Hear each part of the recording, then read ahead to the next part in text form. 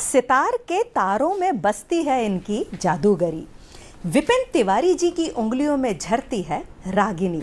ढोलक की थाप में खो जाता है दिल का हर दर्द। सुरों के बादशाह हैं आप, संगीत की हैं चार दीवारी। जी हाँ, जैसा कि हमने वादा किया हुआ था कि ब्रेक के इस पार हम आपको ले चलेंगे मनोरंजन के सागर में। तो जी हाँ, चलिए आज के हमारे मेहमान से हम आपको मिलवाते हैं। ये हैं विपिन तिवारी जी। आपका स्वागत है सर। सितार वादक हैं आप सर, बहुत बहुत नमस्कार। साथ ही साथ में ढोलक पर हैं हमारे साथ हमारे एक और संगतकार। जी हाँ, चलिए विपिन जी, मैं आपसे सबसे पहले ये जानना चाहती हूँ कि सितार बहुत ही कठिन होता है बजाना। इतने सारे वाद्य यंत्रों में आपको सितार ही क्यों समझ में आया कि आप सितार बजाएं? जी बिल्कुल सही है ये कि सितार एक कठिन साज है जी, लेकिन जब मेरी आंखें खुली तो मेरे घर में मैंने सितार को ही देखा। अच्छा जी। मेरे पिताजी पंडित श्री शिवबालक तिवारी जी आकाशवाणी रीवा में स्टाफ आर्टिस्ट थे, अभी रिटायर्ड हैं। वो मैहर के उस्ताद अलाउद्दीन खां साहब के शिष्य हैं, तो घर का माहौल हमेशा पूरा संगीतमय रहा। तो सितार पता ही नहीं चला कि कठिन है कि आसान है। अच्छा जी। बस संगति का असर रहा कि उनके साथ में बैठ के इसको बचपन से देख के बस करने की इच्छा हुई। जी, परिवार में जब ऐसा होता है कि हमारे खुद के बड़े जो हमारे घर के हैं और वो अगर कुछ एक ऐसा काम करते हैं जो कि हमारे खुद के जहन में रच बस जाता है, वही आपके साथ हुआ है। जी बिल्कुल जी। गुरु के विषय में अगर आप मुझे बताएं कि आपके गुरु कौन? मेरे पहले गुरु मेरे पिताजी पंडित श्री शिवबालक तिवारी जी, जिन्होंने संस्कार दिया संगीत का, साज का, तभी आज ये मेरे हाथ में है।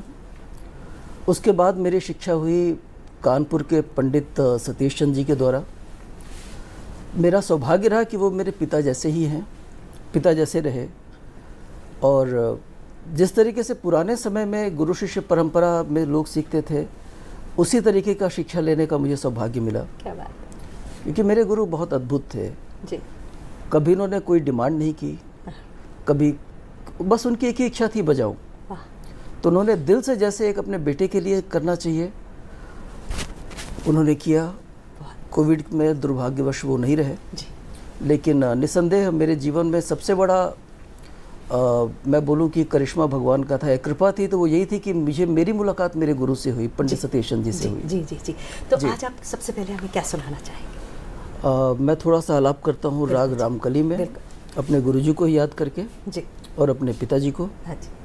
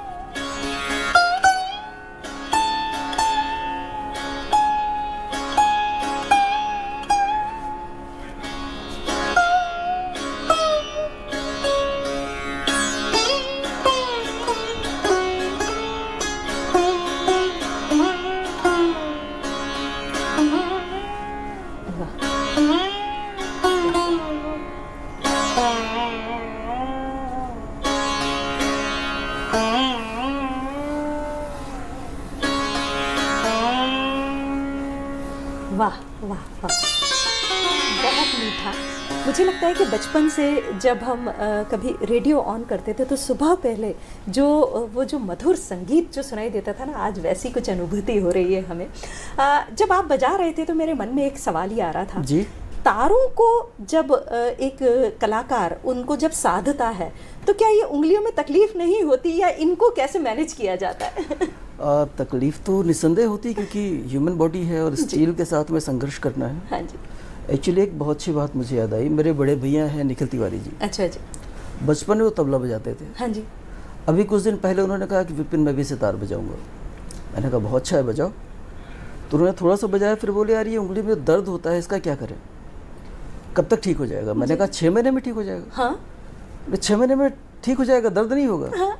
हमने कहा नहीं, दर्द तो होगा लेकिन दर्द सहने की आदत पड़ जाएगी। गजब गजब, बिल्कुल सही है। एक्चुअली उसी आदत के साथ में हमेशा रहना पड़ता है। बहुत बहुत बड़ी बात है। देखिए, कलाकार जब साधना करते हैं, उनकी साधना के पीछे उनका जो दर्द होता है वो कभी किसी को नहीं दिख पाता है, हमें दिखती है तो सिर्फ उनकी कला। और जी हाँ, सराहना हमारा काम है। अगला क्या सुनाना चाहेंगे आप?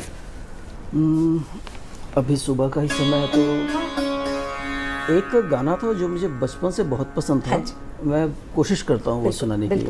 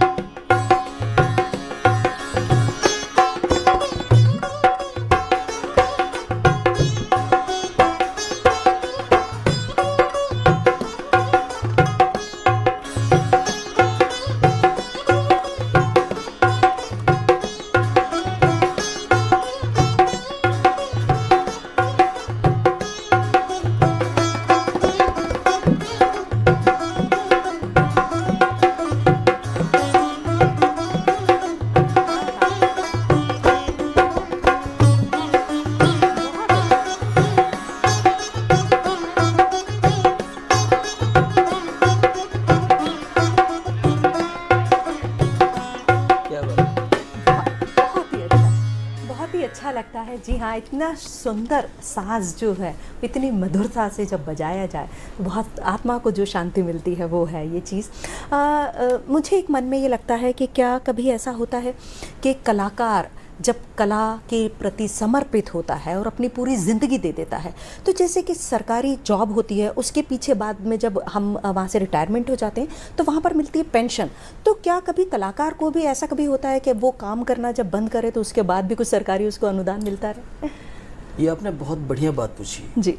दरअसल सबसे महत्वपूर्ण प्रश्न ये है कि आखिरकार कलाकार का होगा क्या। हाँ जी। क्योंकि कलाकार कोई बिजनेस नहीं करता। हाँ, वो क्यों जाए उस क्षेत्र में? अगर कोई व्यक्ति अपना जीवन बनाना चाहता है तो उसको पता है ना कि सिक्योरिटी क्या है। और होता ये है कि पूरी उम्र साधना करने के बाद अगर जीवन की किसी भी क्षण उसको कुछ ऐसा हानि हो गई, कुछ शारीरिक या कुछ ऐसा नुकसान हो गया, तो उसका जीवन यापन कैसे होगा। एक्चुअली शास्त्रों में भी कहा गया है, वृंदावन के एक बहुत प्रसिद्ध व्यास हैं अतुल कृष्ण भारद्वाज जी, वो भी कई बार ये बात बोलते हैं कि जो लोग विद्या के द्वारा धनोपार्जन करते हैं, हाँ, वो सामाजिक जिम्मेदारी होता है जी। क्योंकि हर कलाकार का या हर ऐसा व्यक्ति जो कला के क्षेत्र से जुड़ा हुआ है, हाँ, उसका भी परिवार है जी। और उसके भरण पोषण में वही ज़रूरतें हैं जो बाकी लोगों को है, जिनके पास जॉब है या बिजनेस है। हाँ, तो वही पूरी अगर होती हैं तो वो इस तरीके से प्रदर्शन करेगा जो अद्भुत होगा। एक्चुअली मुझे तो कोई ऐसी जानकारी नहीं है कि कोई ऐसी योजना है गवर्नमेंट की, या बिल्कुल होंगी जो जानकारी में नहीं है जी, तो उनका विकास इस तरीके से, उनका प्रचार प्रसार ऐसा होना चाहिए कि हर कलाकार को पता सभी को पता चले। जी हाँ, हमारे साथ हमारे कॉलर जुड़ चुके हैं, देवेंद्र जी यूपी से। जी बहुत बहुत स्वागत है आपका। रखिए आप अपना प्रश्न। हेलो। हाँ जी, हेलो। हाँ जी, आपकी आवाज आ रही है देवेंद्र जी, हाँ, रखिए हाँ। आप अपना प्रश्न। जी करें? जी, प्रश्न रखिए। नमस्कार सर। हाँ हाँ, हमारे मतलब विपिन जी का सितार हमने सुना अभी अभी, जी बहुत अच्छा लगा। बहुत ही उच्च कोटि के संगीतकार हैं और बहुत पसंद आया, इसीलिए हमने कॉल लगा दिया। जी। तो विपिन जी से पूछना चाहेंगे कि मतलब इतना सुगढ़ संगीत मतलब इन्होंने कहाँ से सीखा है? हाँ जी। जी बहुत धन्यवाद। आपके आशीर्वाद के लिए आभारी हूँ आपका। ये संगीत केवल गुरुओं की देन है, गुरु कृपा से मैं तो कुछ भी नहीं हूँ। मेरे पिताजी पंडित श्री शिवलक तिवारी जी, जिन्होंने बचपन से एक ऐसा माहौल दिया कि हम संगीत के क्षेत्र में आ पाए, और मेरे गुरुजी पंडित सतीश चंद जी, जो मेरे लिए भगवान के बराबर ही हैं। उन लोगों ने जो दिया वो मैं टूटा फूटा प्रदर्शित कर रहा हूँ। अरे बाकी गुरु कृपा के अलावा शिष्य कुछ होता नहीं, केवल गुरु के आशीर्वाद से ही जो है वो आप लोगों की सेवा कर पा बहुत रहा हूँ। बहुत बड़ी बात है। जी, आप अगर एक गाना जो फरमाइश आई है, मोरा मन दर्पण कहलाए, वो सुनाए दो। जी बिल्कुल।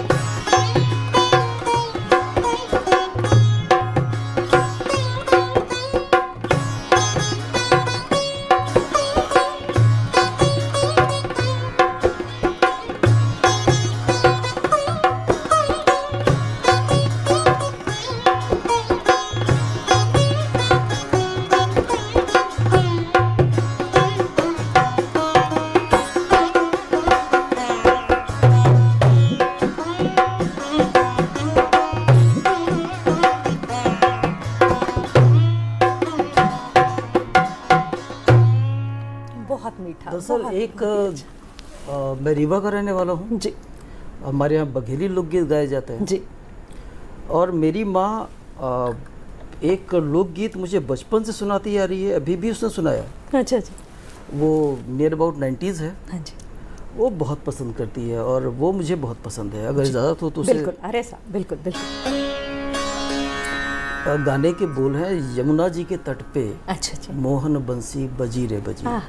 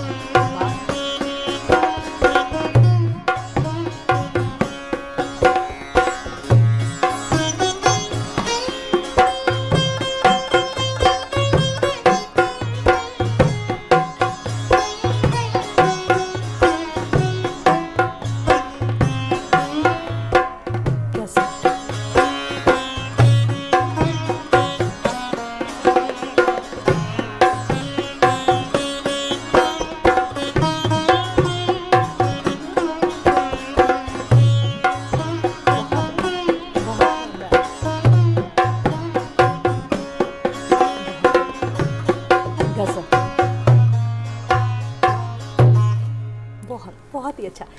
ये आपने समर्पित किया है अपनी माँ को। हाँ। लेकिन राष्ट्र माँ जो हमारी भारत माता है, वंदे मातरम को भी इस वर्ष हमने 100 साल पूरे कर लिए, तो क्यों ना जी। एक वंदे मातरम, क्योंकि मुझे लगता है कि आज की सुबह और सितार का साथ वंदे मातरम हो तो क्या हो बात। जी बिल्कुल।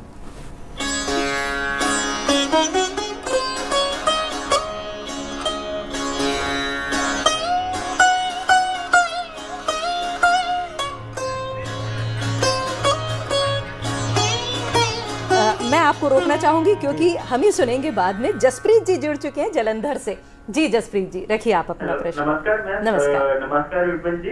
नमस्कार। एक्चुअली मैं काफी समय से विपिन जी को सुनता आ रहा हूँ, जी। तो बस मेरा कोई क्वेश्चन तो नहीं है, बस मैं चाहता हूँ कि वो अपनी बचपन की कोई फेवरेट धुन जो हो, कुछ भी हो, वो एक बार सुना दे, बस वो सुनना चाहता हूँ मैं। जरूर जरूर, बिल्कुल आपकी फरमाइश भी पूरी होगी। पहले हम सुन रहे हैं वंदे मातरम, फिर उसके बाद आपकी जी फरमाइश। जी जरूर।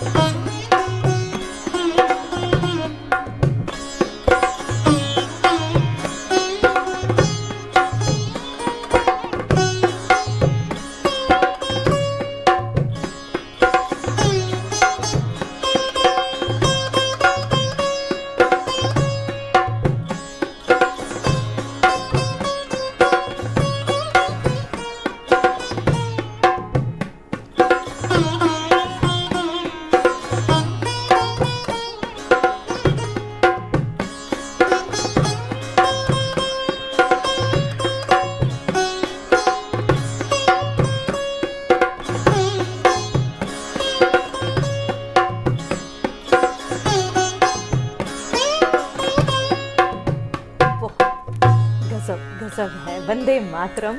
और हम जसप्रीत जी की भी फरमाइश, क्योंकि उन्होंने ये बोला कि आपके मन को सबसे अच्छी धुन जो लगती है, चलते चलते वो हम आपसे सुनना चाहते हैं। एक्चुअली जसप्रीत जी, मेरा जो पूरे परिवार में मेरे दादाजी का संगीत के क्षेत्र में लाने का सबका जो हम लोग को भी कर रहे हैं, केवल दादाजी की वजह से कर रहे हैं। जी। स्वर्गीय श्री तीरथ प्रसाद तिवारी जी, हाँ जी। उन्होंने पिताजी को सिखाया। जी उनकी इच्छा थी कि घर में हर कोई आए और हर कोई गाए बजाए, जी। मतलब बाहर वाले की जरूरत तो पड़े सब गा बजा ले। वाह वाह। उन्हीं का आशीर्वाद है कि मेरी सबसे बड़ी बहन शशि द्विवेदी, वो जी जी जी आकाशवाणी में भी हाई ग्रेड जी है। जी, हम सुनेंगे। रमा जी दुबे, वो भी हाई ग्रेड है। जी। मैं सुनाता हूँ। जी।